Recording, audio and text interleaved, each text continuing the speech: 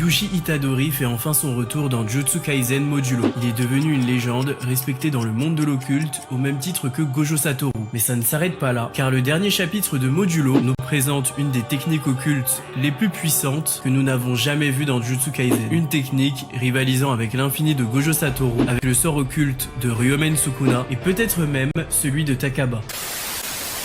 Salut la team, j'espère que vous allez bien. On se retrouve aujourd'hui pour une nouvelle vidéo à propos de Jujutsu Kaisen Modulo. On va parler du dernier chapitre qui révèle les pouvoirs de Maru et réintroduit Yuji Itadori dans l'histoire. Les petits enfants de Maki et Yuta Okotsu continuent de faire leur travail d'exorciste. Ils font équipe avec Maru, un jeune alien, un simurien, et à chaque mission, ils apprennent davantage à le connaître. Cette cohabitation implique de forts enjeux, car à n'importe quel moment, une guerre peut éclater entre les exorcistes terriens et les simuriens. Leur chef, Dabura, aurait d'ailleurs une puissance égale à celle de Sukuna. En tout cas, si tu veux tout comprendre sur la puissance de Maru et des simuriens, et que tu veux connaître le rôle de Yuji Itadori dans cette suite de Jujutsu Kaisen, et bien tu es sur la bonne vidéo. Comme d'habitude la team, je vous invite à liker, à vous abonner et à activer la cloche de notification pour ne louper aucune vidéo du très lourd arrive. Avant de commencer la vidéo, j'aimerais vous parler d'un jeu qui va certainement vous plaire, surtout si vous aimez les univers fantaisistes et les combats ultra dynamiques. On va parler de Zenless Zone Zero.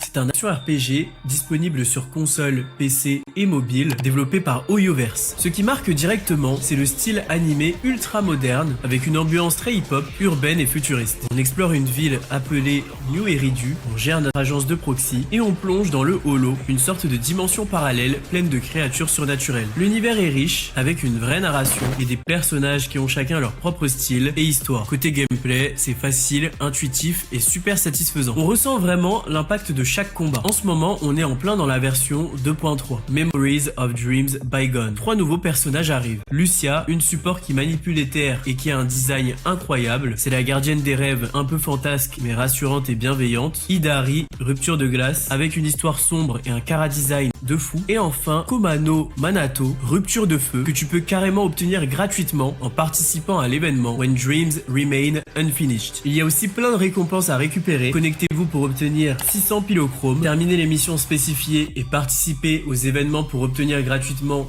Komano Manato, sa nouvelle tenue, 10 bandes maîtresses chiffrées et 10 boupons. Et surtout avec le code ZZZ23 Memories, tu repars direct avec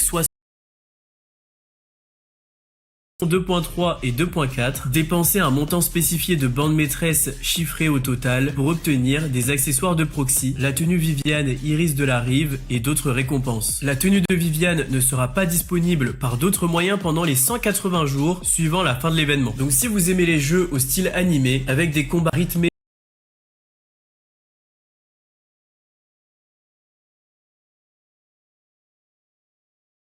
donc sans plus attendre, rentrons dans le vif du sujet.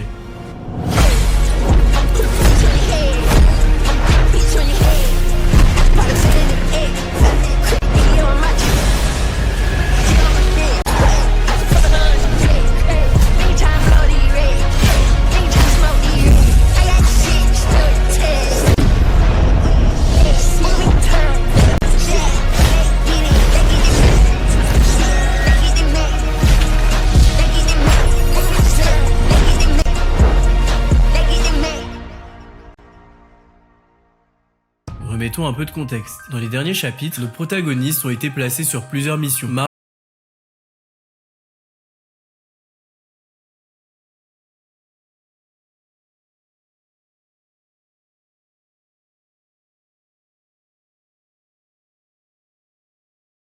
Il cache peut-être une double identité. Nos protagonistes sont alors chargés d'investiguer. Maru et Tsurugi trouvent l'enfant, et pendant ce temps, Yuka fait des recherches sur l'endroit où il habite. Maru et Tsurugi se font berner par l'enfant en question, qui est en réalité un vieil homme, un maître des fléaux. Maru est alors attaqué par surprise par le vieil homme. Il perd connaissance. Tsurugi est donc seul face à l'ennemi. Mais c'est l'occasion parfaite, parce qu'on peut enfin constater le potentiel du petit-fils de Yuta et Maki. L'adversaire de Tsurugi est assez puissant. Il est au moins une menace menace de grade 1. Il combat avec des aiguilles et possède un esprit maudit qui l'aide au combat. Il peut changer d'apparence grâce à son sort et il peut créer un clone capable de combattre à sa place. C'est un maître dans l'art de la dissimulation. Mais Tsurugi Okotsu ne se laisse pas impressionner par son adversaire et c'est alors qu'il réalise l'impossible sous nos yeux. Tsurugi est comme Maki et Toji, c'est-à-dire qu'il ne possède pas d'énergie occulte. Il possède une restriction maudite totale qui l'empêche d'utiliser son énergie occulte. Mais en échange, il possède une puissance physique hors du commun qui dépasse l'entendement. Pour l'instant, rien de nouveau, mais Tsurugi maîtrise une capacité qu'on n'a jamais vue, que ce soit chez Toji ou chez Maki. Malgré sa restriction maudite totale, il est capable d'utiliser de l'énergie occulte. Et oui, vous avez bien entendu. Vous vous demandez sûrement comment c'est possible. Le principe même de la restriction, c'est de ne pas avoir d'énergie occulte. Et bien Tsurugi est capable de drainer l'énergie occulte contenue dans un objet maudit et ensuite de l'utiliser. Grâce à cette manœuvre, il a pu utiliser une technique de la nouvelle école de l'ombre. Cette utilisation est complètement inédite et rend Tsurugi vraiment boosté. Au début, je pensais que Tsurugi, comme Maki, avant le sacrifice de Mai, disposait d'un peu d'énergie occulte. Ce peu d'énergie serait alors ce qui lui a permis d'utiliser cette technique. Mais ce n'est pas ça. Tsurugi peut canaliser l'énergie occulte des objets maudits et l'utiliser à sa guise. Non, c'est trop une dinguerie. À quel point Tsurugi se sent grâce à cette capacité. Bien entendu, la quantité d'énergie occulte qu'il peut utiliser dépend de la quantité d'énergie occulte dont l'objet maudit dispose, mais rappelez-vous que Tsurugi possède la bague de Rika. S'il parvient à la manifester,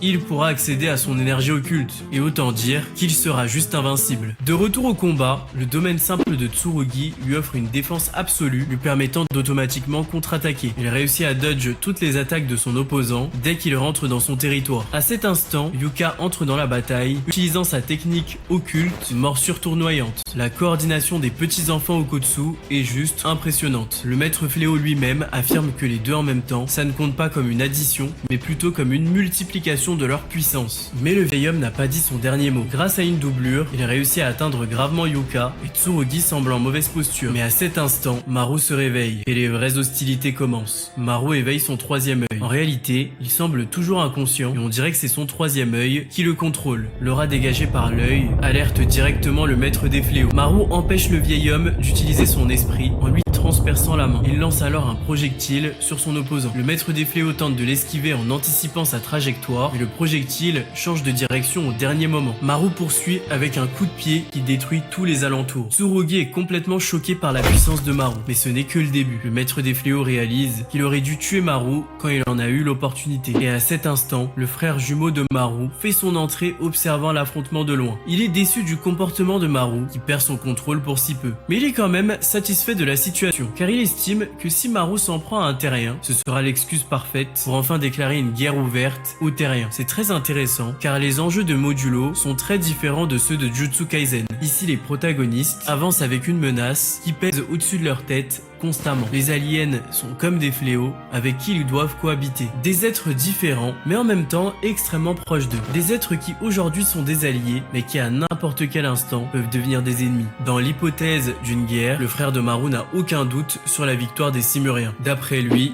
Dabura est le plus fort. Dabura qui, je le rappelle, a été qualifié de menace au niveau de Ryomen Sukuna. Pour moi, l'introduction de Dabura est un élément très important pour la suite de l'histoire. Rappelez-vous que dans Jujutsu Kaisen, tout est une question de balance. Ce n'est pas une coïncidence si Gojo et Sukuna se sont retrouvés au même endroit, au même moment. L'occulte repose sur un principe de balance. L'arrivée de Dabura, une menace qui aurait le niveau de Sukuna, va forcément bousculer le monde des terriens de Modulo. Soit par l'arrivée ou le retour d'un personnage ayant une puissance équivalente, ou alors par l'éveil d'un personnage au niveau d'un honoré des cieux.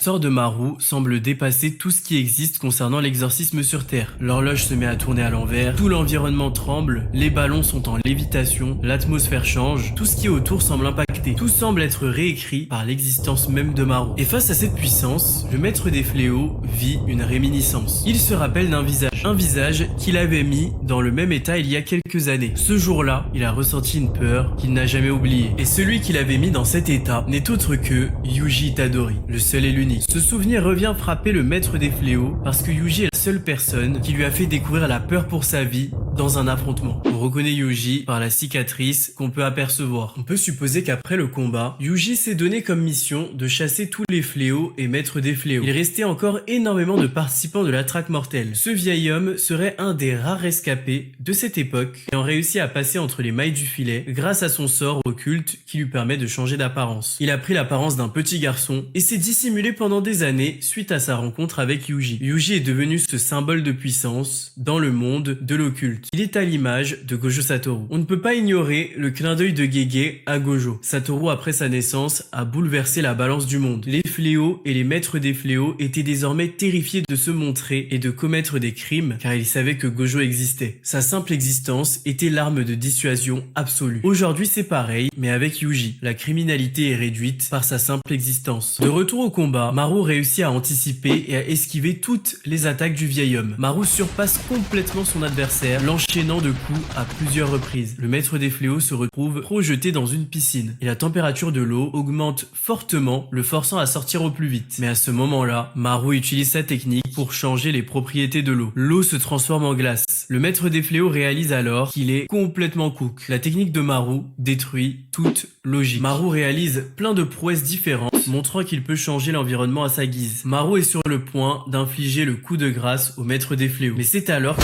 Tsurugi fait son apparition et stoppe l'attaque de Maru. Tsurugi n'arrive pas à tank l'attaque de ce dernier et est projeté dans le décor. Rappelez-vous que Tsurugi a une restriction maudite complète. Il ne devrait pas se faire envoyer valser avec un simple coup. C'est pour dire la force colossale de Maru. Tsurugi essaye de faire comprendre à Maru qu'il en a fait assez. Il n'a pas besoin de tuer le maître des fléaux. Mais Maru reste inconscient, il ne réagit pas. Le frère de Maru, qui observe toujours la scène, est content de la tournure que prend la situation. Si Maru tue Tsurugi, un innocent, et qui plus est, un enfant d'une grande famille, le prétexte pour la guerre est tout trouvé. Tsurugi, de son côté, a conscience que certaines personnes ne cherchent qu'un prétexte pour déclencher une guerre entre les aliens et les humains. Il veut éviter que Maru se retrouve à être le déclencheur des hostilités. S'il tue un terrien, même si c'est un maître des fléaux, certains pourraient récupérer ce geste pour radicaliser leur discours. Tsurugi rappelle à Maru qui lui avait dit qu'il voulait être son voisin. Suite à cette déclaration, le frère de Maru intervient et stoppe son frère. Et c'est la fin du chapitre. C'est intéressant car Maru et son frère sont extrêmement différents. Alors que le frère de Maru souhaite que la guerre éclate, Maru se rapproche de plus en plus des enfants Okutsu.